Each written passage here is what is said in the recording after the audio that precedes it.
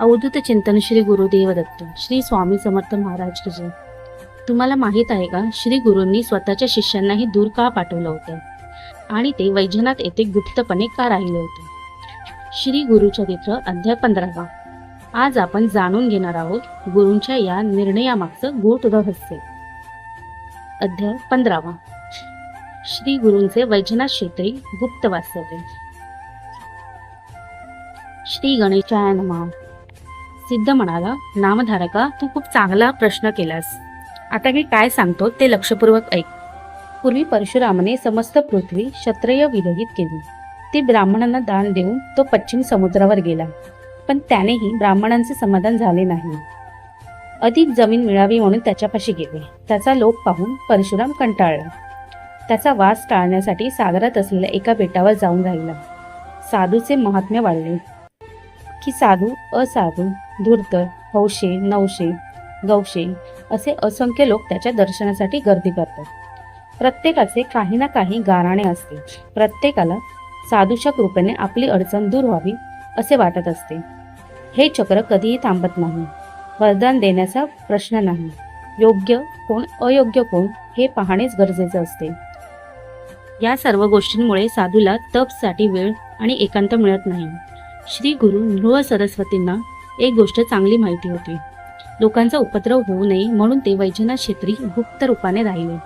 त्यांनी आपल्या शिष्यांनाही दूर ठेवले. त्या सर्वांना पाचारण करून ते म्हणाले, तुम्ही सर्वजण तीर्थयात्रेत जा. भारतभर भ्रमण करून नंतर श्रीशैल पर्वतावर या. शिष्य म्हणाले, श्री गुरूंच्या चरणाशी सर्व तीर्थ आहेत असे श्रुती व पुराणे सांगतात. शास्त्रांचेही तेच म्हणणे आहे. मग आम्हाला दूर का लोटता? आमची उपेक्षा करू नका. तेव्हा श्री गुरु म्हणाले, तुम्ही संन्यासी आहात हे लक्षात घ्या. संन्याशांनी 5 दिवसांच्या वर एक ठिकाणी राहू नये असा संकेत आहे. या नियमांचे पालन केलेच पाहिजे. म्हणून तीर्थयात्रा करावी.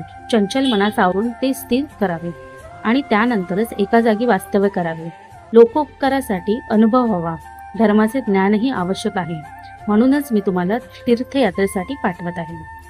पुढे यात्रा पूर्ण करून तुम्ही बहुधान्य संवत्सरात श्री शैलक्षेत्री या. तेथे आमची भेट होईल. शिष्य म्हणाले, गुरुदेव, तुमची आज्ञा आम्हाला प्रमाण आहे. आता आम्ही कोणकोणत्या तीर्थस्थानी जाऊन याविषयी मार्गदर्शन करू.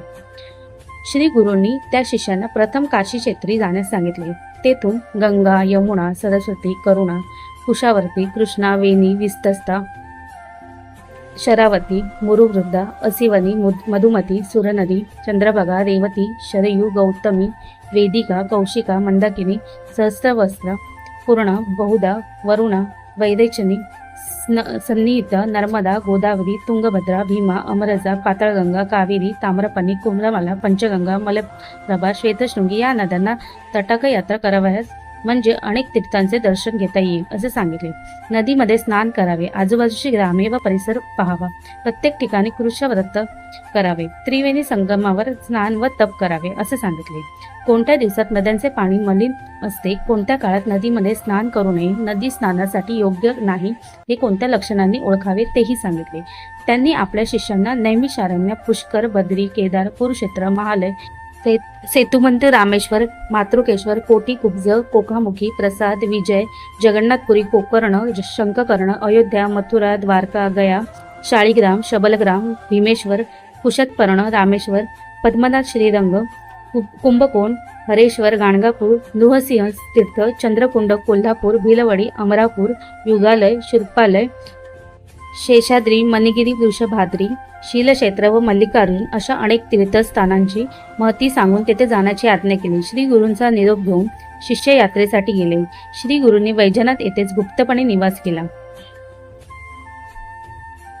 हा व्हिडिओ तुम्हाला आवडला असेल तर नक्की लाईक करा. तुमचं मत कमेंटमध्ये नक्की लिहा आणि अशाच भक्तिमय व्हिडिओसाठी चॅनलला सबस्क्राईब करा आणि तुमच्या मित्र परिवारासोबत शेअर करायला विसरू नका.